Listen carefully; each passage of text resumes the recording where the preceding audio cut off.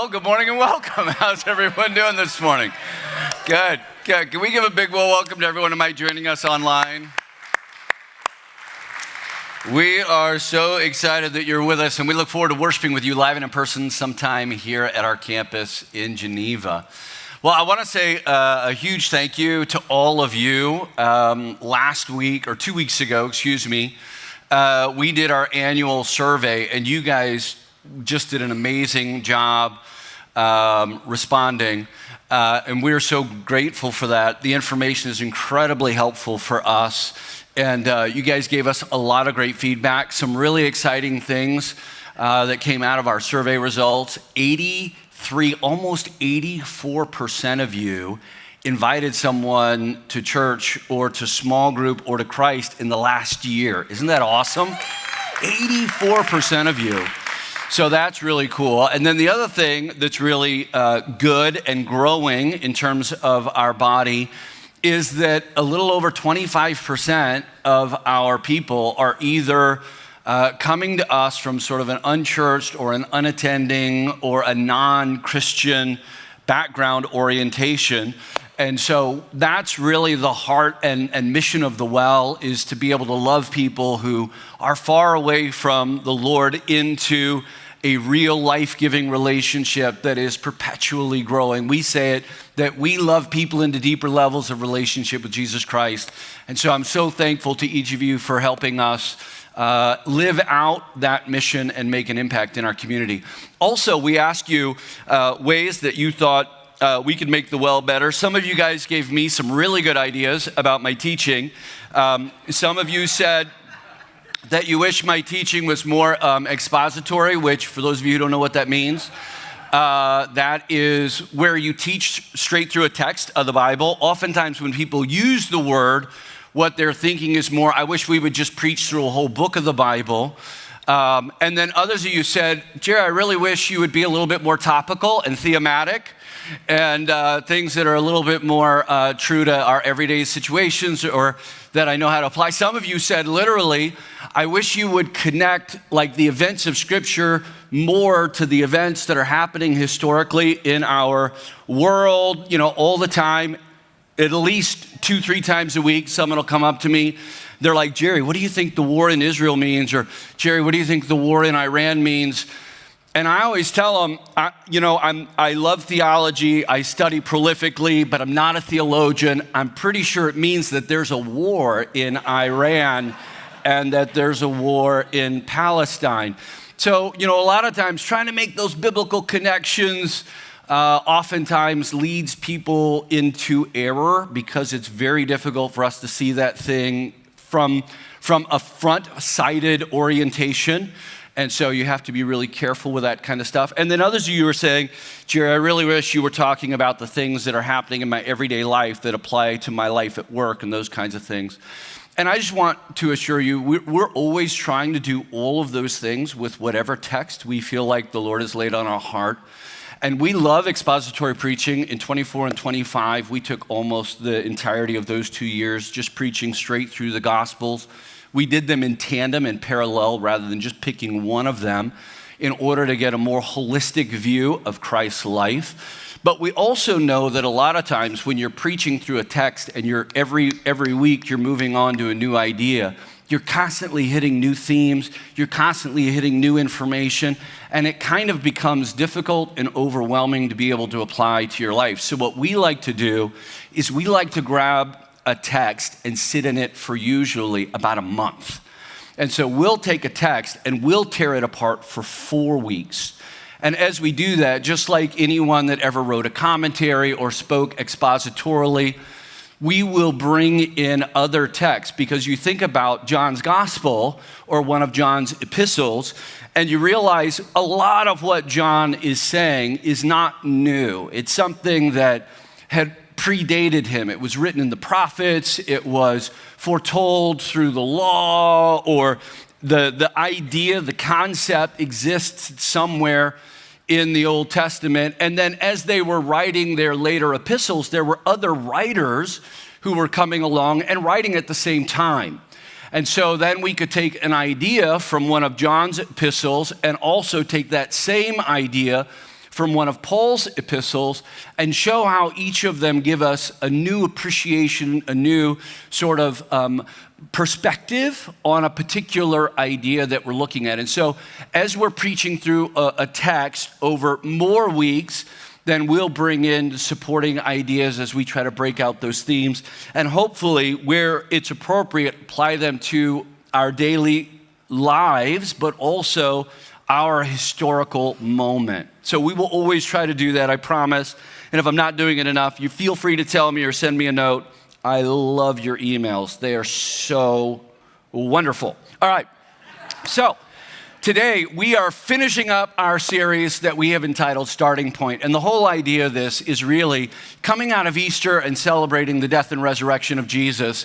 We really want to understand what's our next step. Like, how do we use that as a springboard then into our lives? And so we've really been looking at the heart of the gospel and how we really connect to that in a life-giving way. Because the truth is that the gospel, the good news, the life, the death, and the resurrection of Jesus Christ, that is applicable to every season of our life, to every moment of human history, and to every area of our lives. There's no part of our life that is sort of sacred and other parts of our life that are secular. All of our life is supposed to be drawn out of and built on a foundation of our relationship and the reality of Jesus Christ. And so, if I can get this iPad to stay open. And so that's really what we're looking at. And our text for this series has been in Acts chapter 2. We're looking at one of what we call they were texts that were designed to sort of give you a summary. Oftentimes they're just called summary statements of Acts.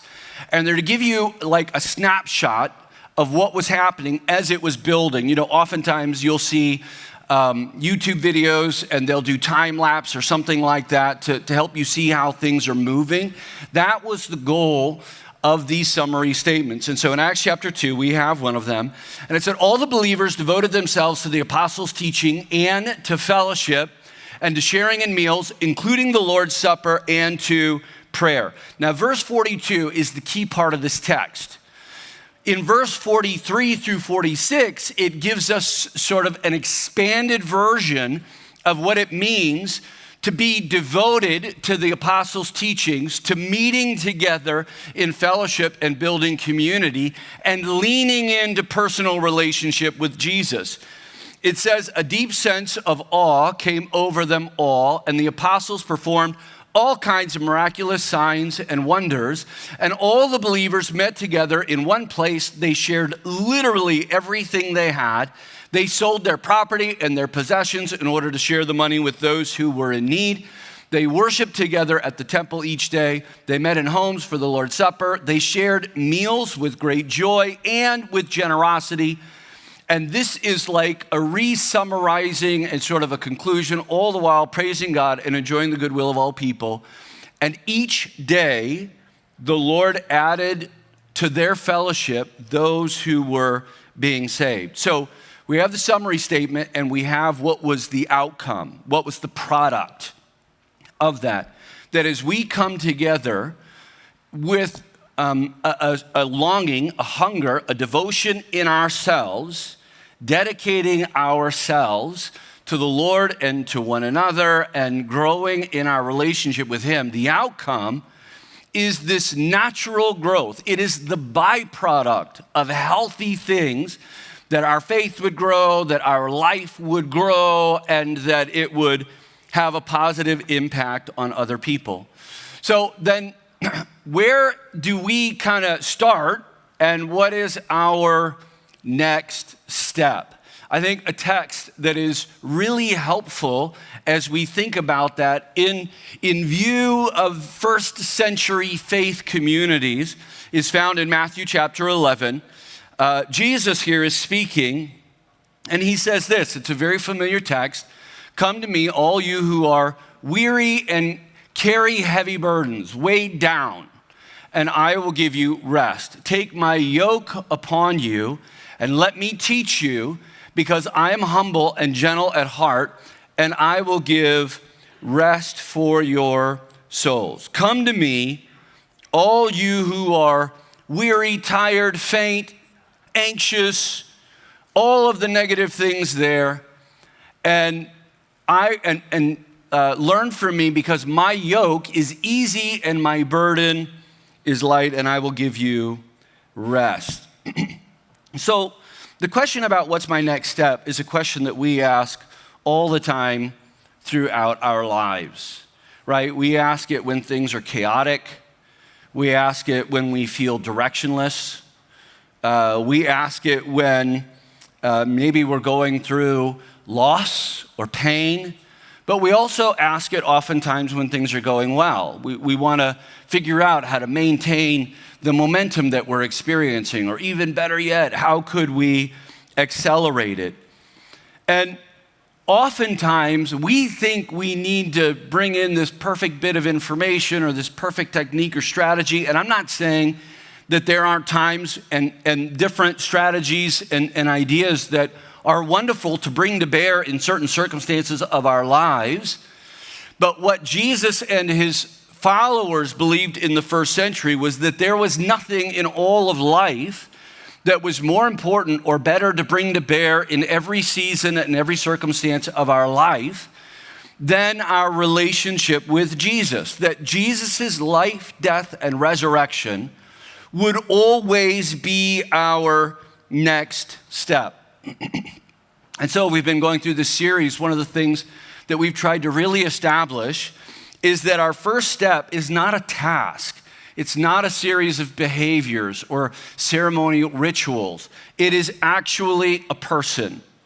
Jesus said, "Come to me," right? Not figure it out, not clean yourself up, not once you have all the answers, he just says, "Come."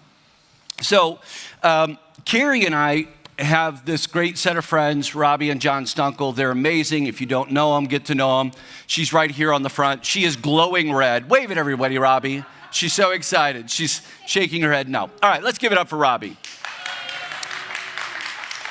So we were supposed to go out with John and Robbie one time, and we were going to go do something that a normal adults do, right? We were just going to go have dinner. Well, Robbie texts Carrie, and she goes, "Hey, they're having Taylor Swift night at this particular bar, pub, or something, and what do you think about going?" So Carrie asked me, she's like, "What do you think about having Taylor Swift night?" And I was like, "What?" I was like, what is a Taylor Swift night? Is that where you go and they're just playing like Taylor Swift stuff? She's like, "Yeah, and people might be wearing, Taylor Swift swag, and we might be playing Taylor Swift trivia games and Taylor Swift bingo." There is Taylor Swift bingo. That's a thing. And I was like, okay, I'm up for anything. And honestly, we could have fun with John and Robbie we could be counting things and still have a good time. So I was like, yeah, I'm up for it. So we get to this pub, and I'm expecting, honestly, that it's going to be empty, because how many fans could Taylor Swift really have? And or that it would be like it would just look like ladies' night, right? It would just be glasses of pink wine everywhere. And so I walk in, and it was the most surreal thing I had ever seen. Literally, at every table was an adult. They were about 82 to 89% ladies. And then there would be like a table full of young girls. And I'm talking like 12 to 14-year-old girls, young girls. And they're all wearing their T-shirts, and they're carrying Taylor Swift pillows and Taylor Swift blankets. And some of them were wearing Taylor Swift PJs. This was a bar. Now, the truth is, we had an amazing time, right? We really did. We were laughing. I bought the T-shirt. I have the T-shirt, literally. And we had a great time. But one of the things I learned that night is Taylor Swift's elite fans have a name that they call themselves. What is it? Yeah, way too many of you know that. Way too many of you know that. So, yeah, they're called Swifties. Now, we have a name in faith. What are we called? Yeah. So there's this ongoing debate that you'll hear people having in the public square about whether or not Christianity is a religion or a philosophy. And the truth is, it helps to think about it in both ways. Christianity definitely has a religious aspect to it. We have all kinds of sacred and sacramental things that we do. We have ancient sacred writings. We have things that we do in regular intervals, just like communion, like we did earlier today, that we do as ways of reminding us and leaning into our conviction about Jesus. But it also has a philosophy to it. It has a way of understanding and thinking about life and understanding humanity and understanding history that is unique only to itself. But at the core of Christianity, it is a relationship with a person. The people who call themselves Swifties don't do it because they love Taylor Swift t-shirts, because they are deeply committed on a regular interval to finding somewhere that is playing Taylor Swift bingo. They do all of those things because they are personally committed to Taylor Swift. We are Christians because we are first and foremost oriented in a life-giving love relationship with Christ. In the same way that Swifties carries her name, and it just means we're one of them. Christian just means little Christ. It means we are with him and we are oriented towards him. You know, a lot of people come to faith out of a fear of judgment or punishment, a fear of hell. Other people come to faith because it's the family identity, right? We're all Christians, that's what we are. And those things are fine, they're good in their own way, but they always kind of fall short of what it was that Jesus really wanted for you. He wanted you to fall in love with him in a way that exceeds the way you fell in love with your wife or your husband, in a way that exceeds the way that you love your parents, in a way that exceeds the way you love your kids. God wanted us to have this really personal, intimate love relationship with him.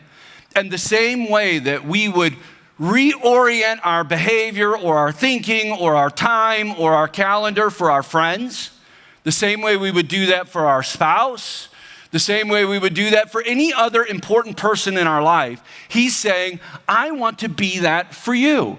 I want to be someone that's so important that everything else in your life is springing from that relationship to me. And no matter where I look in your life, your finances, your time, your attitudes, your language, your behavior, your relationships, I can always tell that you have a relationship with me. The same way that people always know that we have a relationship with our parents or our spouses or our friends and so on. Augustine said this, and we've been looking at this repeatedly throughout this series. He said, God made us for himself.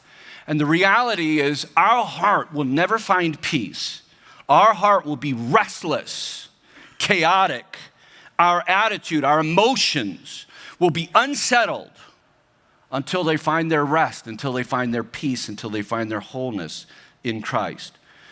So your next step isn't striving harder, it's not getting smarter, it's not doing more, it's just drawing closer into a relationship with Jesus. The way forward, the next step, is also something that is going to be learned. It's not going to be something that you instantly master. I met Jesus and I met my wife literally on the same day. It was like the heavens aligned, the stars sang, the earth shook, and everything in my life came together the way it was supposed to be. Now, Carrie took one look at me and thought, "Ew, you got a long way to go." And that was true. In fact, that first week we met the very first day of a Bible camp. It was the first Christian-oriented thing I'd ever done. So I'm at this summer Bible camp, and I'm like, oh, well, I want to fit in and be like these other kids. And I really did give my heart to Christ. And I was like, it's time to clean up your act. So I was like, I'm going to function this week at a 9.7. Bam. Well, my 9.7, as it turns out, by camp rules, was about a 1.2. And so even though I was on my best behavior, I got in trouble every day. In fact, the assistant director of the camp told me every day I was kicked out, that I had to go home. And then the older director would come along and he'd be like, let's give the kid a chance. He seems like he's trying. And they'd be like, we're going to give you one more chance. Then the next day I would get kicked out and then I would get to stay again. And that's just the story of my life. I didn't grow up in faith. So every bit of it has been a learning experience. And every time that I think I've figured something out, a couple months, a couple years later, I find out I only had scratched the surface in that area of my life. That's just the reality of faith. Notice in our text, Jesus says, take my yoke upon you and let me teach you. The idea of a yoke is a piece of wood that would bring two animals together so that they could work together and get in step with one another. Jesus is inviting us into his yoke. He's saying, listen, get in step with me. Learn from me, and you're going to be able to pull, to do, to experience infinitely more than you're ever going to be able to experience on your own. But it's going to be a journey. It's going to be a process. So if you're new to faith or you're thinking about faith and you're like, I can't do that, I can't either. Everyone look at your neighbor and say, you're not that good. Yeah, some of you did that way too fast with way too much joy. Dietrich Bonhoeffer said this. He said, when Christ calls a man, he bids him come and die. The idea is that we constantly are coming and learn to set our own things aside, that we're coming and learning to set our own agendas aside, that we're coming and learning to set our own ambition aside, that we're coming and learning to set our own attitudes about things, about life aside, so that we can let God's ideals really begin to inform and influence our life the way that he wants us to. So the call isn't to instant perfection. It is a call to daily surrender. So that's why it's so important that we are constantly coming before the Lord and being like, Lord, yesterday I started off well. I didn't finish so hot. I'm here to give it a brand new start. Would you please help me? That's how we lean in and we grow. The third thing is, I want you to know you were not meant to walk alone. You know, Carrie and I get a lot of praise. We get a lot of compliments because of the well, and we appreciate that. But the reality is Carrie and I didn't build the well alone, and we never could have. Johnny and Beth Johnson moved up here exactly when we did. They left just as many family and friends and security as we did. And honestly, for the early years of the church, I wasn't making hardly any money. Johnny was the one largely bankrolling the church. They were the ones giving time. They were the ones watching our kids. They were the ones, and if it hadn't been for them, we never would have been able to do that. And then over the years, other people came and were filling in all kinds of important ways. Years ago, we lost our roof. We would have never gotten through that if it hadn't been for John and Sarah Gilmore. As soon as we got through the catastrophe of the roof, we all went into COVID. We'd have never gotten through that if Scott Kirk hadn't been here. The small groups that you're a member of, you would never have experienced anything like that if it hadn't been for Michael and Whitney Larson. And the truth is, Carrie and I aren't doing this on our own, and you're not going to be able to do it either. John Wesley said this. He said that that the Bible knows nothing about solitary religion. There is nothing in all of Scripture that would lead us to believe that I only need to have a relationship with Jesus and that's it. Guys, that is the furthest thing from anything biblical. Jesus came to save people. That is individual, meaning he loves you, but it always is plural. God had a community in the nation of Israel. Jesus has a bride that is the entire church. And so we have to be seated and established in Christ's body, which is the church, all the time. And that doesn't mean that we have to be perfect. It doesn't mean we have to understand everything. It doesn't mean we have to be doing all the same amounts or giving the same amounts or having the same level of capacity. That's not what it means. It just means that each one of us comes and gives what we can and submits who we are to one another and is willing to take responsibility and the incredibly hard work of trying to help and lead and guide and love all of the other people at the same time. And finally, the beautiful thing, the thing that allows us to take just a clear breath is to realize that real faith, guys, looks like real life. One of the things you hear me say all the time is you have to figure out a way to normalize your faith talk.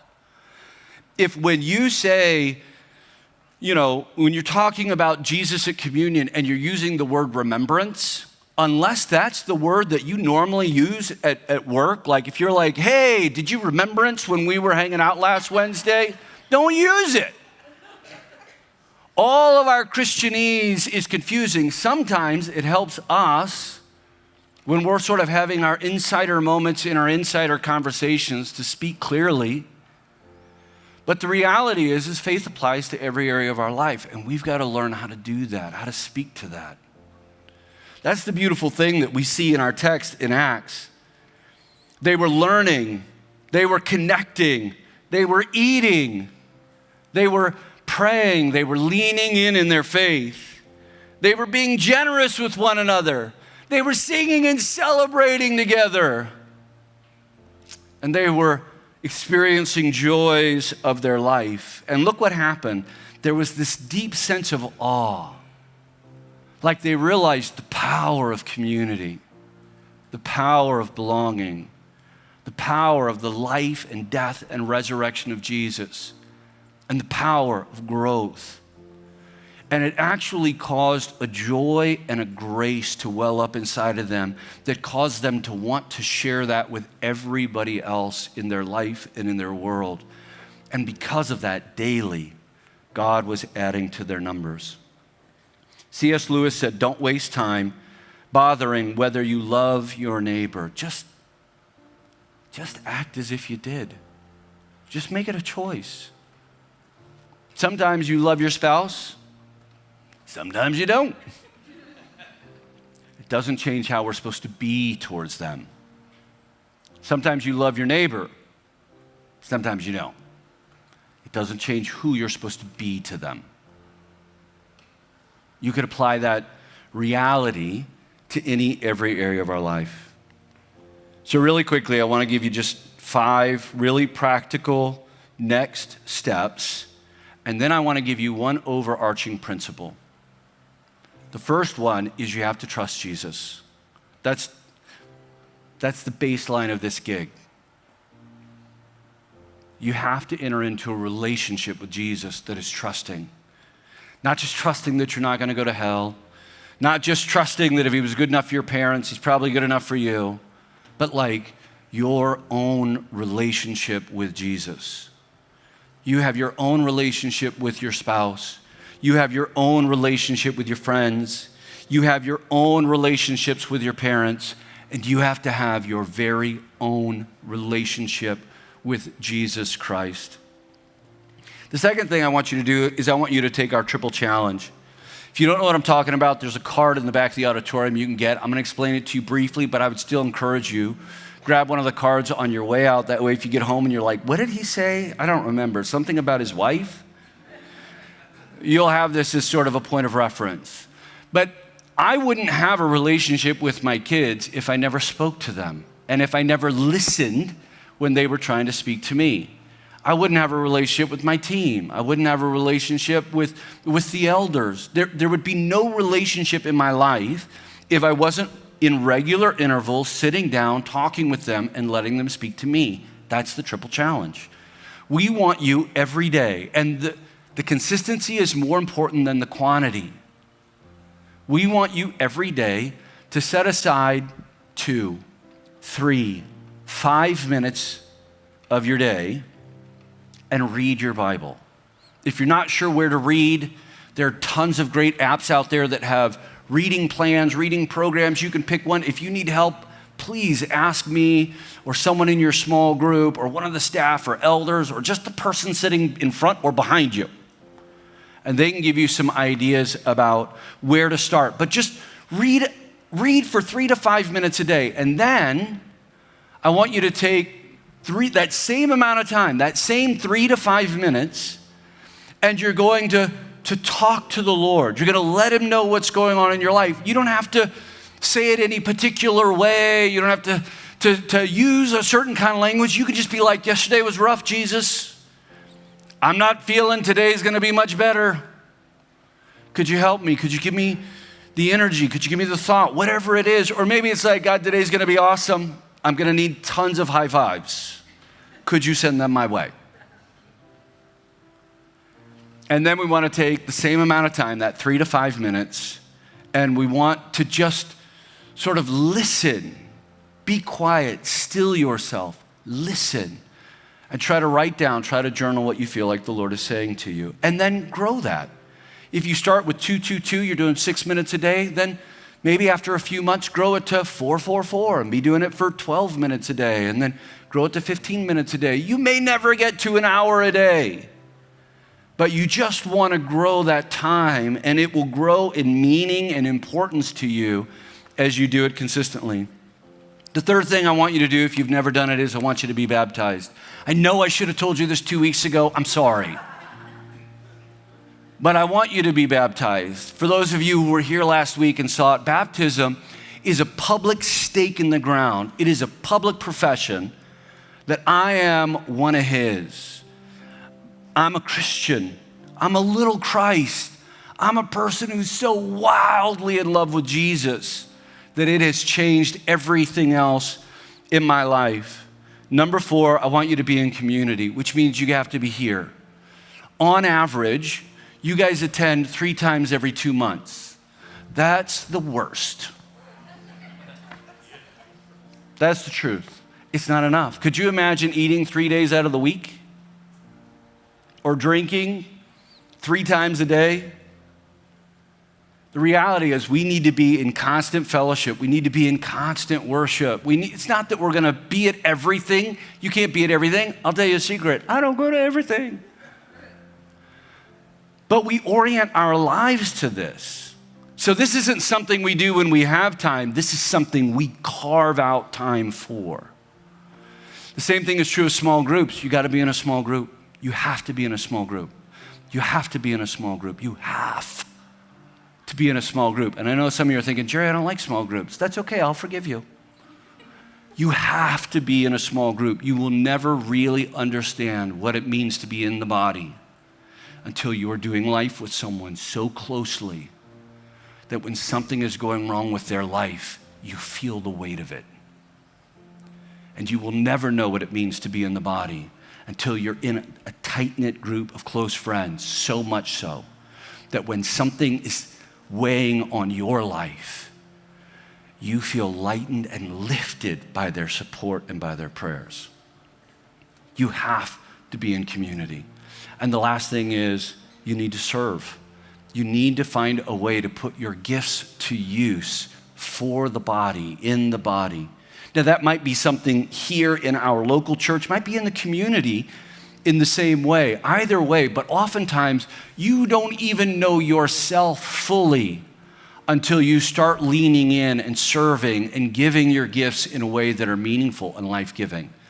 And the last thing is this, wherever you are on your journey, you need to lead others in this journey from right where you are. Maybe you're like, Jerry, I just said, I haven't been baptized. I just entered into a love relationship with Jesus. Well, great. You can help someone take the first step. Some of you are thinking, Jerry, I did everything on the list. Well, now it's your job to help lead and walk those same steps with other people. And you're going to do that over and over and over because that's the way of Jesus. That's a life-giving relationship with him. So the team is coming to lead us in a time of worship. This is the moment when we allow Jesus to speak to our hearts. This is the moment that we've been building to all morning. This is when we say, hey God, maybe my time, maybe my calendar, maybe my relationships, maybe my view of finances or the world or whatever. Maybe it's being more impacted by other things than it's being impacted by you. Would you just help me reorient that? Away from my attitudes to your attitudes. Away from my ambition to your ambition for my life. Away from my ideals to your ideals. Will you reform me? To help you, we've created some touch points around the room. If you'd like, you can go light a prayer candle. We'll have prayer teams up here in the front. You can pray at your seat. Or maybe you know there's something that's been holding you back. You know what it is. You just have to say it. I would encourage you today, write that thing down on a piece of paper and pin it to one of the crosses as a physical act of alignment and agreement with what the Lord is speaking to your heart. But whatever you choose to do in these closing moments, don't miss them. The Lord is here. Would you pray with me? Lord Jesus, we thank you so much for your life and your love. God, you really have given us everything that we need. Help us not to clutter it with our own ideas. God, not to hold back in terms of our relationship with you. And Lord, to share everything that you have given us with everybody who still feels weighed down and trapped in the dark. We love you, Lord. In Jesus'